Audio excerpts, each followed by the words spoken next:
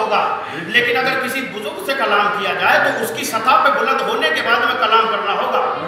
بچے کو سمجھانے کا نظریہ کچھ اور ہوگا.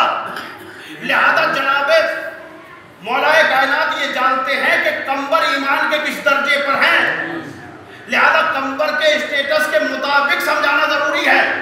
کیونکہ کمبر نے یہ پوچھا کہ کیا آپ خدا ہیں، کیا آپ خدا ہیں؟ کہا کمبر ہم خدا نہیں ہیں. اب دوسری قبر پر آئے، دوسری قبر بھی اس سے زیادہ بوسیدہ، نشانے قبر کے بجائے جھاڑ ہو رہے ہیں قبر پر، کیڑے بے حساب چل رہے ہیں، قبر کے اندر گھس رہے ہیں. وہاں کیا کہا تھا؟ دیکھیں بات ذہن میں رہے، وہاں کیا کہا تھا؟ تم بے اذنی میرے اذن سے کھڑا ہو جا. یہاں آنے کے بعد اپنے دونوں ہاتھوں کو اٹھا دیا. پالنے والے تجھے علی کی شان اور عزت کا واسطہ، اگر تیری بارگاہ میں علی کی عزت ہے تو اسے زندگی دے دے. پہلی قبر پہ کیا کہا؟ تم بے اذنی. دوسری قبر پہ کیا کہا؟ پالنے والے تجھے علی کا واسطہ، علی کی عزت کا واسطہ، اگر علی تیری بارگاہ میں کوئی عزت رکھتا ہے تو اسے زندگی دے دے. تاریخ نے لکھا کہ وہ مردہ بھی زندہ ہوا اور اس نے بھی یہ کہا السلام علیکم یا امیر المومنین. متوجہ ہیں؟ جناب کمبر نے جب یہ دیکھا علی سجدے میں گر گئے، اور سجدے میں گرنے کے بعد پھر علی نے ذکر الہ کرنے کے بعد یہ کہا پالنے والے تیرا شکریہ کہ تو نے میری بات کو پلٹایا نہیں، تو نے میری بات کو رد نہیں کیا. کمبر ہاتھ جوڑ کے کھڑے ہو گئے، مولا پہلی قبر پہ اختیار اپنا دکھایا، دوسری قبر پہ اللہ سے دعا کی کہ اسے زندہ کر دے. کہ یہی تو بتانے آیا ہوں کہ علی کسے کہتے ہیں، یہی تو سمجھانے آیا ہوں. مجھے خدا نہ کہو، علی کو خدا نہ کہو، میں سمجھانے نہیں آیا ہوں کمبر کہ علی خدا نہیں ہے مگر خدا کے علاوہ کسی کا محتاج بھی نہیں ہے.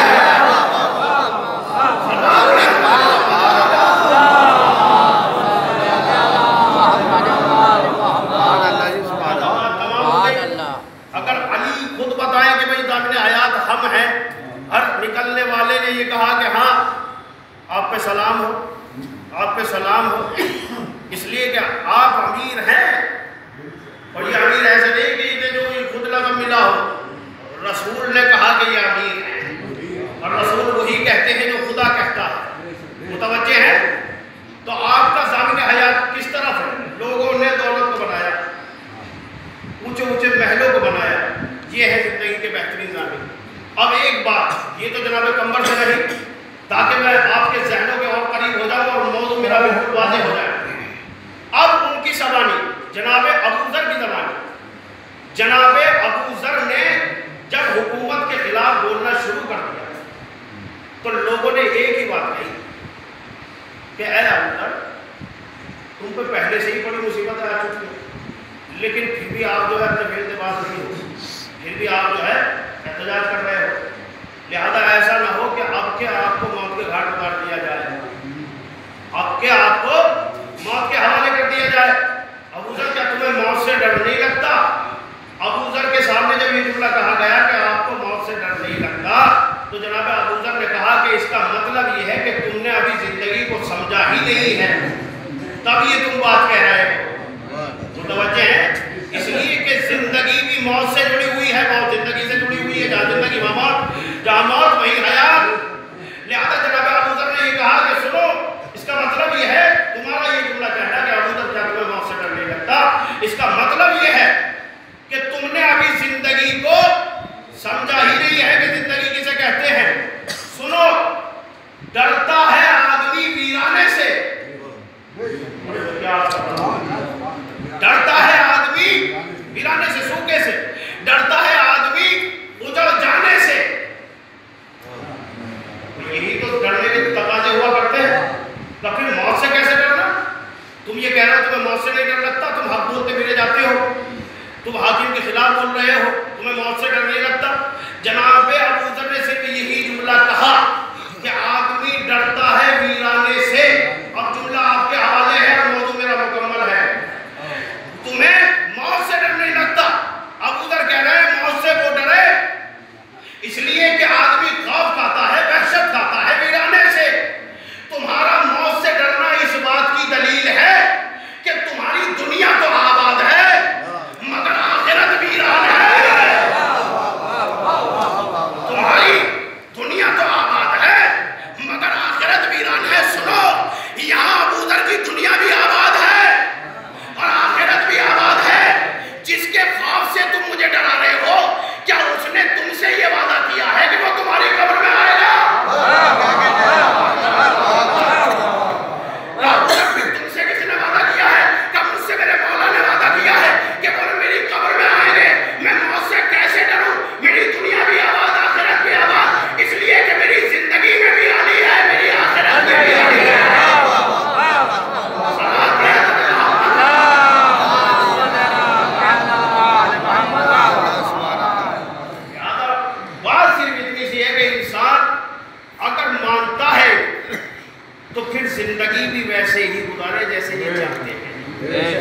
اس لیے کہ موت سے وہی خوف کھاتے ہیں کہ جن کی زندگی میں ملاوٹ چلتا ہے.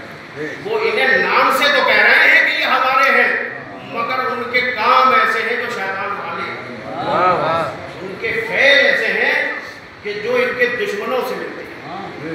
لہذا زبان پہ علی علی ہونا ہو، زبان پہ حسین حسین ہونا ہو، مگر دل میں ان کا ہو جانا آ جانا ایک عجیب و غریب کیفیت ہے. اگر یہی پیغام آگے پہنچ جائے.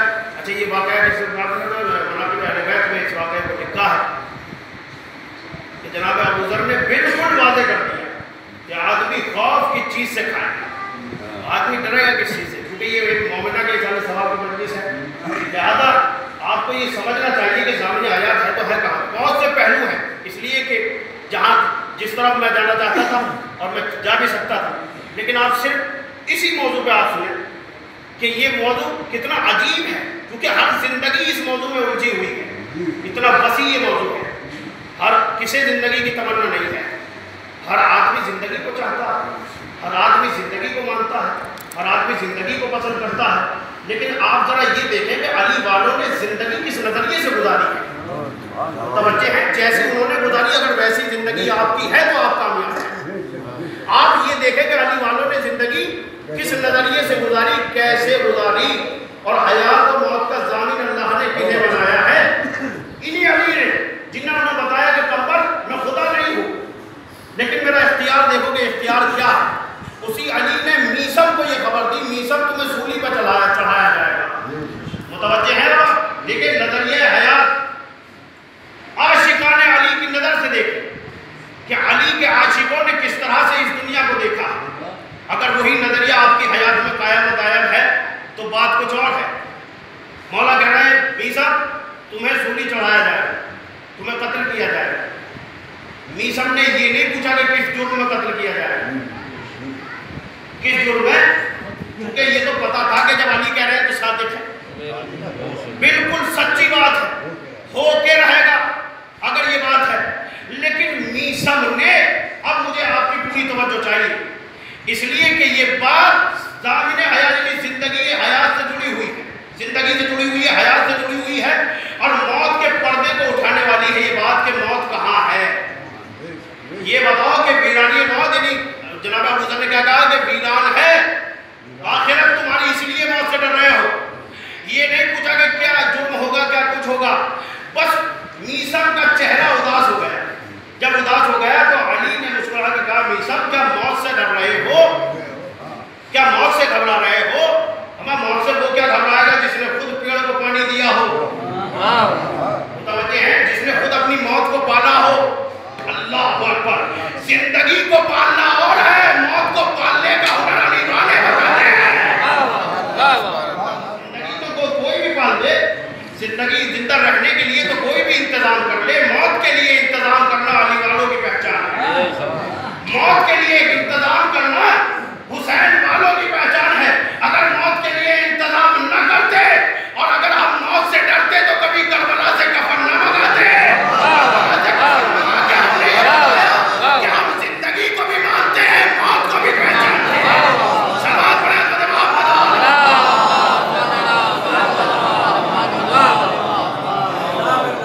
تاریخ حیات، پوری تاریخ آپ کے سامنے. جناب چہرہ اترا ہوا ہے. علی نے پوچھا کمبر یہ بتاؤ کہ یہ چہرہ کیوں اترا ہوا ہے، کیا موت سے ڈر رہے ہو؟ اب آپ کو دیکھنا چاہیے کہ علی کی طرف سے پیغام کیا ہے اور ایک عاشق علی نے آپ پیغام کیا دیا. جناب کمبر نے کہا صرف ایک بات سے ڈرا. اس کا مطلب یہ ہے کہ موت سے ڈرنا کوئی بڑی بات نہیں، موت سے ڈرنا کوئی بڑی بات نہیں. لیکن ہاں کوئی بات ایسی ہے جس سے خوف زدہ ہونا ضروری ہے. کوئی ایسی بات ضرور ہے. جب چہرہ میسم کا اترا ہوا، میسم نے کہا ایک بات سے خوف زدہ ہوں. بولا موت کی خبر تو دے دی لیکن ایک بات کی ضمانت اور دے دو کہ جب مارا جاؤں گا، جب لٹکایا جاؤں گا تو کیا آپ کی محبت پہ رہوں گا یا نہیں. یہ سارے سوال کی مجلس سے میں آپ پر زیادہ زور نہیں رہا ہوں، پورا محرم گزرا ہے. اگر آپ نے مجلس سے صحیح سنی ہے تو یقیناً آپ جملوں سے استفادہ کریں گے اور مجھے زیادہ محنت کرنے کی ضرورت نہیں ہے. یہ بتاؤ کہ جب مجھے لٹکایا جائے گا تو کیا میں آپ کی محبت میں رہوں گا؟ علی مسکرائے، میسم تمہیں مبارک ہو، تم نے زندگی کے مقصد کو پہچان لیا۔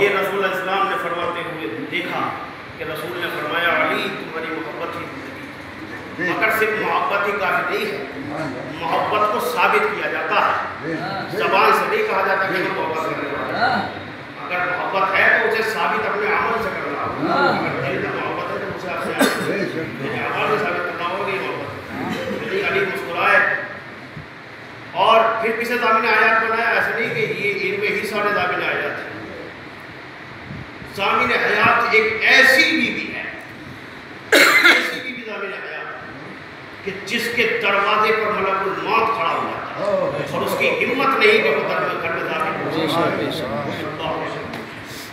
یہ کون ہے صاحب؟ یہ کون سا دروازہ ہے؟ کہ یہی تو وہ دروازہ ہے جہاں آئمہ اطہار کا سایہ، یہی وہ دروازہ ہے جہاں سے مرکز ہدایت، یہ دروازہ یہ کام ہے شہزادی جناب فاطمہ زہرا کہ ان کی دروازے کے باہر موت ہے، آنگن میں موت نہیں ہے۔ جو جہاں موت اجازت سے چلتی ہو ایسا در تمہارے پاس ہے، تب بھی تمہیں جینے کا سلیقہ نہ آیا تو جہاں موت پوچھ پوچھ کر چل رہی اور کیسی زندگی کیسی حیات۔ بس ایک چیز پڑھوں گا اور رحمت میں تمام ہو جائے گی کیونکہ وقت بھی مکمل ہوتا چلا جائے گا۔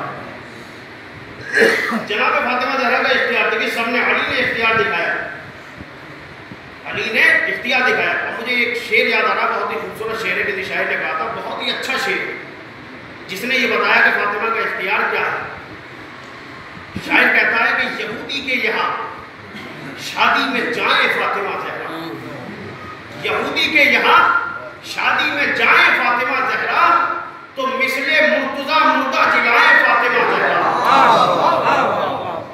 توجہ ہے، پیغمبر کو یہ بتایا کہ علی خدا نہیں ہے، لیکن وہاں مردہ موجود تھا صاحب، اتصال ٹھوکر بھی ہے، دعا کے طریقہ بھی ہے، لیکن ایک عجیب و غریب بات ہے شہزادی کے اختیار میں، جیسے ہی گئی یہ تو پورا واقعہ آپ کا سنا ہوا ہے، لیکن مجھے ایک نتیجہ دینا ہے صرف کہ ان کا اس حیات یعنی حیات میں ذکر کیسے ہوا اور یہ بی بی ضامن حیات کیسے بنی، یہ بی بی موت بعد الموت ضامن حیات کیسے ہیں۔ لہذا اس حیات کو ثابت کرنے کے لیے شہزادی نے کہا کہ مجھے نہیں جانا چاہیے، لیکن امر الہی ہے کہ آپ کو جانا چاہیے۔ کہ کیسے جاؤ؟ اس لیے کہ لباس ایسا نہیں جو وہاں جا سکو، ردا ایسی نہیں جو وہاں جا سکو، آپ کو لباس کی ضرورت، یعنی یہ فریاد کی ہے بابا سے کہ بابا کس عنوان سے جاؤ؟ کہ شہزادی آپ کو جانا تو ضرور ہوگا، اس لیے کہ یہ الہی ہوگا، لہذا جو بھیجنا چاہتا ہے وہی لباس عطا کرے گا۔ متوجہ ہے، جو بھیجنا چاہتا ہے وہی لباس عطا کرے گا۔ تاریخ نے یہ لکھا کہ پرانے جنت آ گئے اور فاطمہ کو ایسے آراستہ کیا گیا کہ کوئی زمین پر مقابلہ کرنے والا تھا ہی نہیں، کوئی زمین پر مقابلہ، اس لیے کہ زمین تو خود ان کے صدقے میں خلق ہوئی ہے، لہذا لباس سے آراستہ ہوئی بیوی، اور جیسے ہی پہنچی ہیں تو وہ دشمنان رسول اور وہ دشمنان فاطمہ اور دشمنان اسلام جو یہ سوچ رہے تھے کہ فاطمہ کو دیکھ کے ہم ہنسیں گے اور مذاق بنائیں گے، ان کی قربت پہ ٹہٹہے لگائیں گے، جب انہوں نے پہلی نظر فاطمہ کو دیکھا تو سب کے سب بے ہوش ہو گئے، اس لیے کہ اس نور کو، بھائی عجیب و غریب بات کسی نے کہی ہے، علامہ کفایت حسین کہتے ہیں کہ یہ یہودی کہاں سے اس نور کو برداشت کر پاتے؟ ارے جب اس نور کو کوہ طور پہ موسیٰ کی امت برداشت کر کے لگے، یہ کیسے برداشت کر پاتے؟ یہ وہی نور الہی تھا تھا جو کوہ طور پر بھی چمکایا گیا تھا، یہ وہی نور سیدہ تھا، یہ وہی نور علی و فاطمہ تھا، یہ ایک ہی نور سے پیدا ہوئے ہیں، یہ نور الہی سے جدا ہوئے ہیں، لہذا سب کے سب بے ہوش ہو گئے، اور دلہن کا یہ عالم تھا کہ وہ زندگی کو چھوڑ کر موت کی وادی میں چلی گئی۔ لہذا اب جب سب کو آفاقہ ہوا تو سب نے یہ کہا کہ یہ ہو کیا گیا، اس لیے کہ جس کے اشاروں پہ وقت چلتا ہو اس بیوی کو فاطمہ کہتے ہیں، جس کے اشاروں پہ وقت چلتا، جس کے اشاروں میں زمانہ، جس کے اختیار زمانہ جس کے ہاتھوں میں ہو۔ اب سب نے یہ سوچا کہ یہ عجیب و غریب واقعہ پیدا ہو، اس لیے کہ اللہ تو ان کے ساتھ ہے، وَمَا تَشَاءُونَ إِلَّا أَن يَشَاءَ اللَّهُ۔ قرآن یہ کہہ رہا ہے یہ قدم بھی نہیں رکھتے جب تک کہ ہماری مرضی نہ ہو، یہ وہی کرتے ہیں جو ہم چاہتے ہیں۔ لیکن اب جناب سیدہ نے کہا پالنے والے کہیں لوگ یہ نہ کہنے لگے، پھر عزت فاطمہ کی بات آئی، وہاں عزت علی، یہاں عزت سیدہ۔ لہذا جناب سیدہ نے کہا کہ کئی زمانہ یہ نہ کہہ دے کہ فاطمہ کے قدم مبارک نہ تھے، لہذا دلہن موت کی وادی میں سو گئی، لہذا پروردگار کی بارگاہ میں ہاتھوں کو اٹھا دیا۔ اب تاریخ نے عجیب و غریب منظر دیکھا کہ مردہ الگ تھا، مردہ الگ حجرے میں تھا، سیدہ الگ حجرے میں تھی۔ ارے کہاں سے کہاں تک ضامن حیات ہوتا، لیکن وسیلہ حیات موجود تھا۔ ادھر حیات اٹھے اور سیدہ نے جملے کہے، اے پالنے والے اگر تیری بارگاہ میں سیدہ کی کوئی عزت ہے تو اس دلہن کو زندگی عطا کر دے۔ لہذا ہم لوگوں نے دیکھا کہ ادھر ہاتھ اٹھتے چلے گئے، وہاں دلہن زندہ ہو گئی۔ اللہ اکبر۔ اور سوال ہے پورے مجمع سے، سوال یہ ہے کہ سیدہ کو بلایا گیا تھا بغض میں، بلایا گیا تھا توہین کی نیت سے، یہ دشمن تھے سارے کے سارے، کہ سیدہ کو بلایا گیا تھا بغض کی نتیجے میں کہ آئے گی تو یہ کام ہوگا۔ تو جب بغض میں بلایا گیا تھا تو انجام کیا ہوا؟ انجام یہ ہوا کہ سب میں سناٹا ویرانی، موت کا پہرا تھا، لیکن جب دلہن زندہ ہوئی تو سب کے دلوں میں محبت آ گئی۔ شاید قدرت یہ سمجھانا چاہتی ہے کہ قیامت تک اس قرآن سے درس لے لو کہ بغض فاطمہ کو موت کہتے ہیں اور محبت فاطمہ کو زندگی کہتے ہیں۔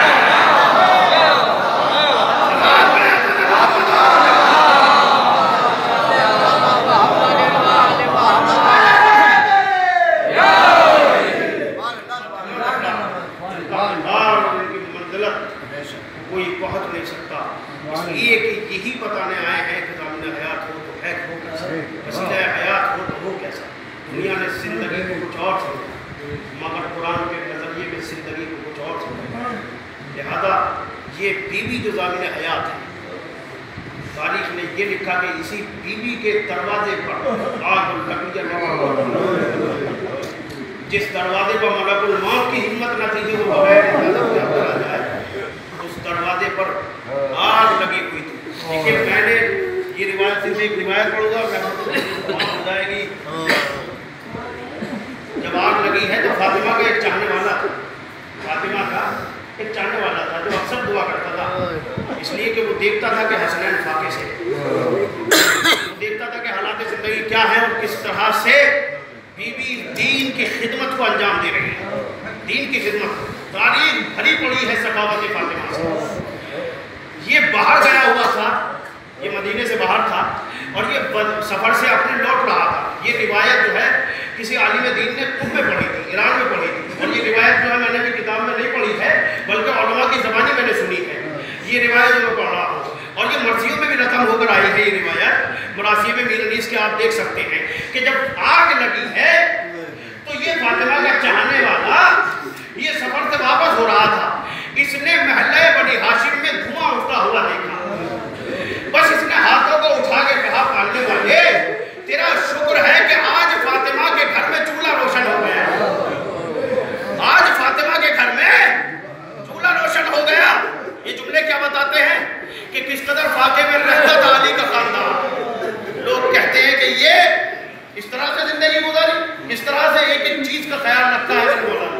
یہ چاہنے والا کہتا ہے کہ اللہ تیرا شکر ہے کہ آج شہزادی کے گھر میں رزق کا انتظام ہے، چولہا روشن ہے، لیکن تاریخ یہ بتاتی ہے جب یہ چاہنے والا قریب آیا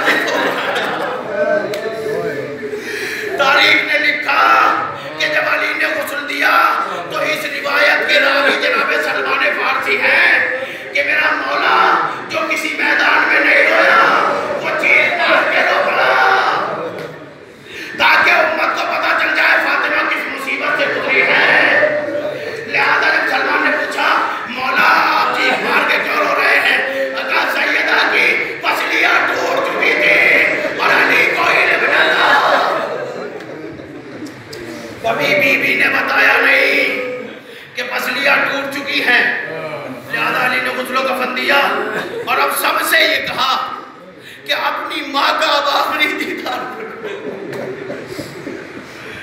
तारीख ने लिखा कि हसन आगे बढ़े, सलाम किया, खुदा हाफिज कहा, चले गए। और आखिरी रिवायत दौर रहमत मजलिस तमाम, आप देखें कि मरने के बाद भी माँ को करार नसीब नहीं होता, इसलिए कि पेशे नजर कारवाने हिदायत और कारवाने मुसीबत आगे आगे है ना। तारीख ने लिखा कि जनाब ज़ैनब आगे बढ़ी, अम्मा को सलाम किया, रुखसत हो गई, जनाब उम्मे कुलसूम ने सलाम किया, रुखसत हो गई। लेकिन तारीख ने लिखा कि एक शहजादा जो इस फातिमा को बड़ा अजीज था, फातिमा ने इस बेटे को बड़ी मुसीबत से पाला था, इस बेटे के बड़ा